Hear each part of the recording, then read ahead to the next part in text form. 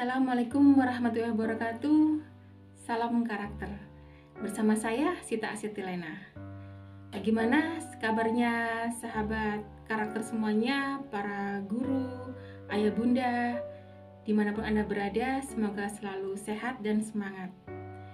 Dan hari ini, dalam episode kali ini, bersama saya, kita akan belajar meneruskan tentang pendidikan karakter Ki Hajar Dewantara. Jadi kali ini saya ingin membedah buku saya yang berjudul Pendidikan Karakter Ki Hajar Dewantara, Perguruan Taman Siswa sebagai Gagasan Taman Pengetahuan dan Etika. Dan kali ini saya akan khusus membahas tentang tahapan pendidikan karakter Ki Hajar Dewantara, atau yang dulu disebut dengan pendidikan budi pekerti. Jadi ayah bunda semuanya dan para guru, seperti yang kita ketahui bersama bahwa Ki Hajar Dewantara adalah Bapak Pendidikan Indonesia. Beliau telah memberikan fondasi utama dalam pendidikan Indonesia, yaitu dengan mendirikan sebuah perguruan nasional pertama yang dinamakan Taman Siswa. Tanggal 3 Juli 1922, jauh kita merdeka. Dan Taman Siswa selain sebagai sekolah untuk para siswa belajar, tetapi juga sebagai tempat mendidik karakter anak-anak menjadi orang-orang yang siap untuk merdeka lahir batin, siap untuk membangun kemerdekaan bagi bangsa Indonesia. Nah, saat ini ayah bunda dan guru semuanya, seperti tadi saya sampaikan bahwa Ki Hajar sebagai Bapak Pendidikan Indonesia, beliau tidak hanya menanamkan ilmu pengetahuan, tetapi beliau lebih fokus pada budi pekerti, karakter siswa, karakter generasi bangsa Indonesia ini. Dan tahapannya adalah yang pertama syariat, yang kedua hakikat, dan yang ketiga adalah tarekat, dan yang terakhir adalah ma'rifat. Kalau ayah bunda dan para guru semua perhatikan, di sini sama dengan istilah-istilahnya dengan tasawuf Islam. Jadi ada syariat, hakikat, tarekat, dan ma'rifat. Dan kalau Bapak Ibu membaca buku pendidikan dan kebudayaan Ki Hajar Dewantara, di sana disampaikan bahwa itu semuanya Ki Hajar perspektifkan dalam psikologi perkembangan anak. Jadi ketika syariat itu adalah dilaksanakan pada usia 5-8 tahun. Jadi usia PAUD sampai SD kelas 3 atau kelas 2. Dan yang kedua, untuk hakikat itu adalah siswa SD usia 9-12 tahun. Dan yang ketiga, tarekat itu untuk siswa SMP, yaitu usia 13-16 tahun.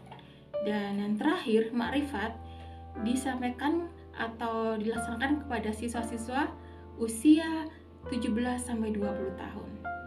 Nah, kalau kita memperhatikan, mau menganalisa bahwa memang sebuah pendidikan karakter itu tidak bisa instan, butuh proses. Bahkan prosesnya sekian lama, sejak PAUD sampai SMA, bahkan sampai perguruan tinggi usia 20 tahun. Yang diharapkan Ki Hajar Dewantara ketika anak itu usia 20 tahun, dia sudah dewasa, siap untuk membangun bangsanya dan siap merdeka, dalam kondisi merdeka lahir batin, agar bisa menjadi pribadi yang merdeka dan menjadi pribadi yang bisa membangun bangsa ini menjadi bangsa yang merdeka. Dan 23 tahun kemudian setelah Taman Siswa berdiri di tahun 1945, barulah Indonesia bisa merdeka. Jadi ayah bunda semuanya, kalau kita ingin Indonesia merdeka untuk kedua kalinya, kalau kita ingin benar-benar berdaulat, kita memikirkan bagaimana masa depan bangsa ini, kurikulum pendidikan merdeka ini harus benar-benar ditancapkan lagi, juga dengan tahapan-tahapan proses pendidikan karakter kemerdekaan. Jadi kalau sekarang Kementerian Pendidikan itu berbicara tentang sekolah merdeka, kampus merdeka, ataupun pembelajaran merdeka, seharusnya poin ini sangat penting sekali, yaitu apa? Harus mendidik siswa kita itu dari PAUD sampai perguruan tinggi menjadi anak-anak yang merdeka, agar bisa menjadi pribadi yang merdeka dan nanti bisa membangun menjadi bangsa yang merdeka, yang benar-benar berdaulat secara ekonomi, secara politik, secara budaya. Jadi bahkan bisa memimpin dunia. Nah, ini saya rasa sangat penting sekali, perlu kita pikirkan kembali. Bahkan ada sebuah kritisi bahwa pendidikan merdeka saat ini di kementerian itu lebih kepada kemerdekaan dalam bekerja, dalam artian anak-anak ketika belajar bebas, dia metode belajarnya dimanapun bebas belajar dan bebas nanti bekerja, memilih apapun. Tapi sebenarnya kalau kita mau mengambil ruh dari pendidikan karakter Ki Hajar Dewantara ini, bahwa yang dimau Ki Hajar adalah anak-anak Indonesia harus menjadi anak-anak yang merdeka sebagai pribadi dan merdeka sebagai bangsa. Karena itu, dan merdeka ini sebenarnya diawali dengan apa? Dengan ilmu.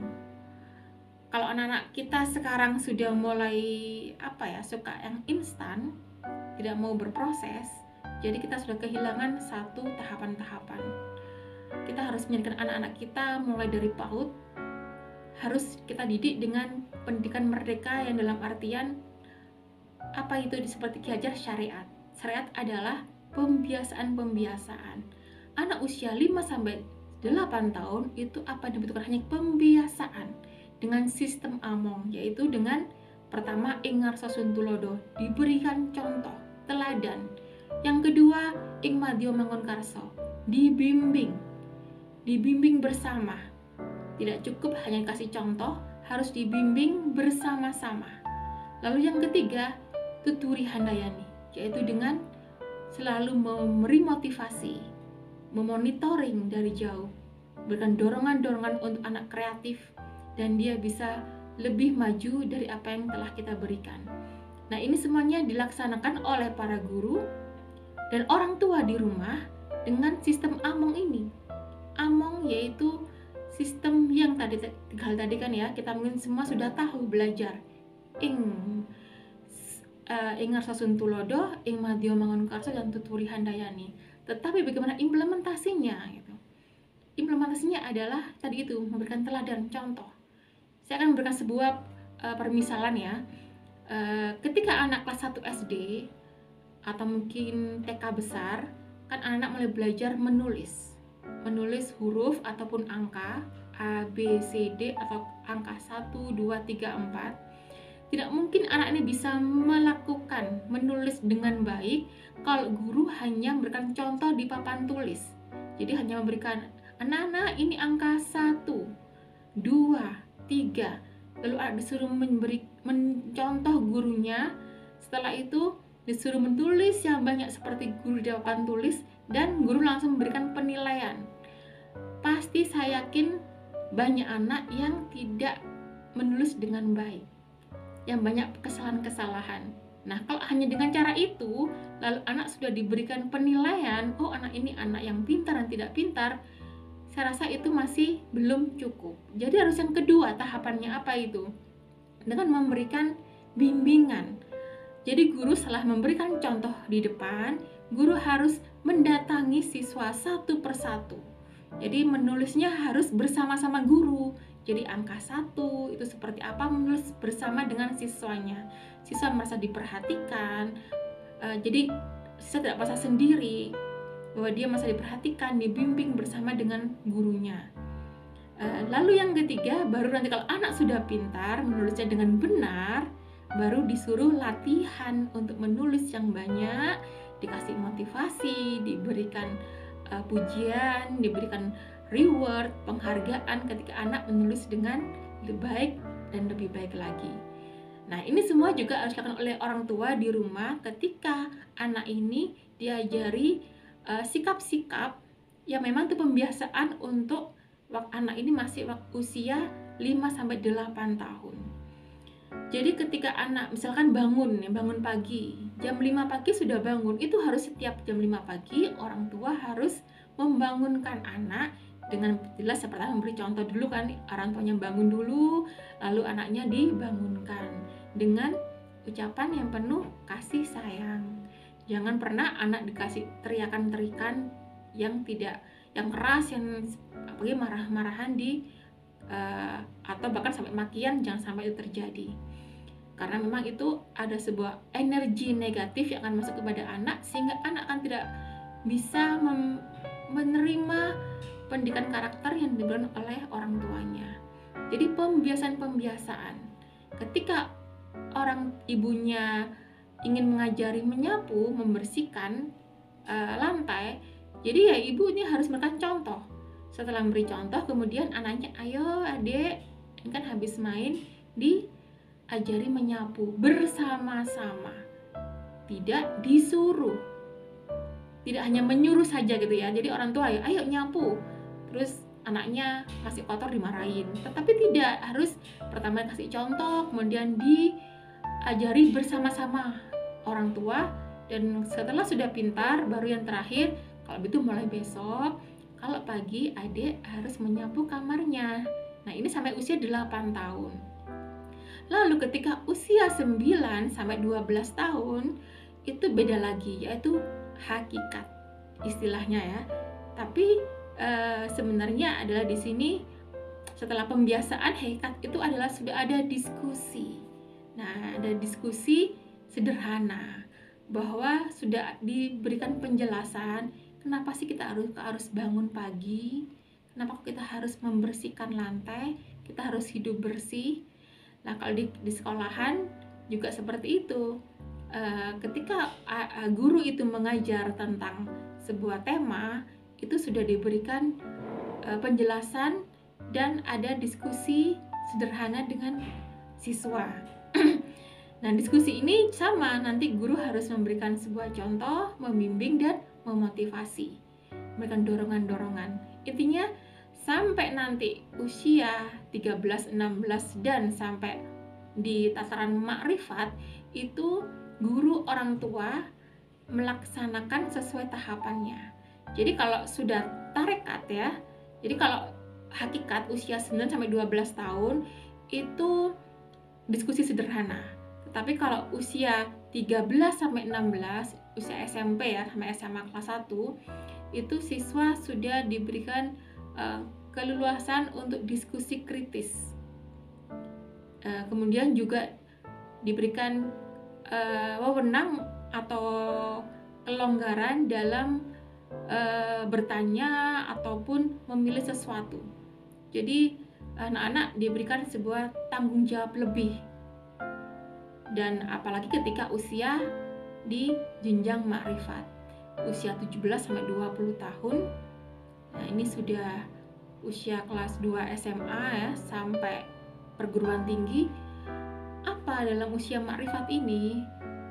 Tidak hanya diskusi kritis, tetapi di sana anak-anak sudah diperbolehkan mengambil keputusan sendiri, dan tapi dengan tanggung jawab dan harus menanggung resikonya sendiri. Anak-anak sudah mandiri.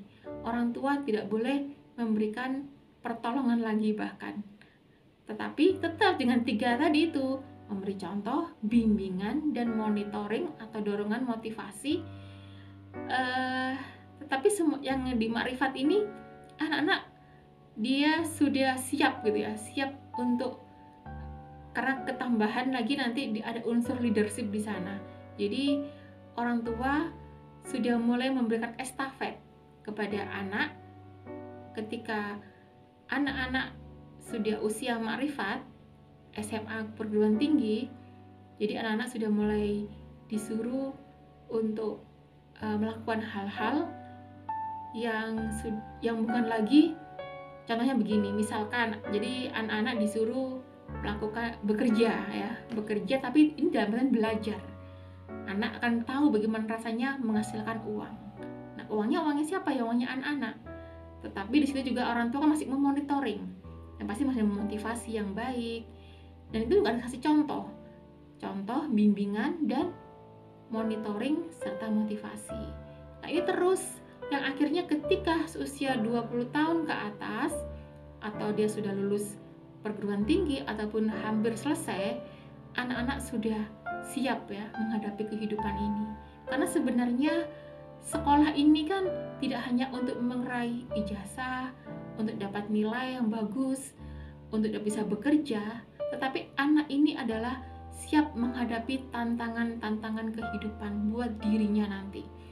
Yang laki-laki siap nanti menjadi pemimpin keluarga, yang perempuan siap menjadi pemimpin untuk anak-anaknya ketika sudah menikah nanti, dan sudah tergantung pada orang tua, baik secara finansial maupun secara apapun dalam dia berkeputusan.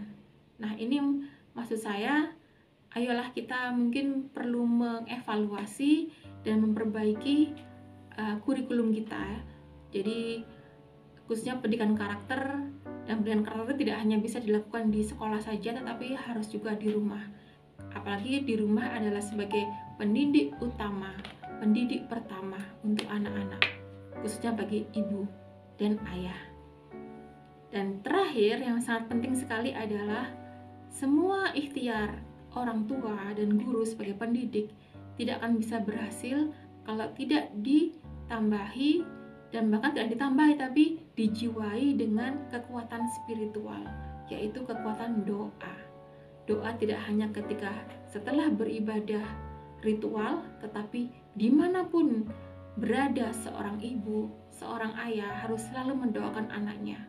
Kata-kata yang keluar dari seorang ibu, seorang ayah, itu semua harus sesuatu yang positif, yang tidak boleh yang negatif, karena itu adalah doa, itu termasuk doa. Nah, jadi ayah bunda semuanya dan para pendidik ya, termasuk guru-guru, ingat apa yang guru-guru ucapkan di sekolah untuk anak-anak, itulah juga doa. Dan senyuman Anda semuanya, kebahagiaan kalian semuanya, itu juga sebuah sumber energi positif untuk anak-anak, agar anak juga mendapatkan energi yang positif masuk ke dalam dirinya, sehingga dia punya kekuatan yang lebih untuk bisa menyerap segala ilmu yang dia pelajari. Terima kasih, demikian dari saya, semoga bermanfaat. Sekali lagi, jadikan anak-anak kita anak-anak yang merdeka lahir batin. Dan kalau Anda ingin lebih tahu tentang buku saya ini, bisa Anda dapatkan di mana saja. Semoga bermanfaat, dan semoga Allah senantiasa memberikan bimbingan kepada kita semuanya. Salam karakter dari saya. Wassalamualaikum warahmatullahi wabarakatuh.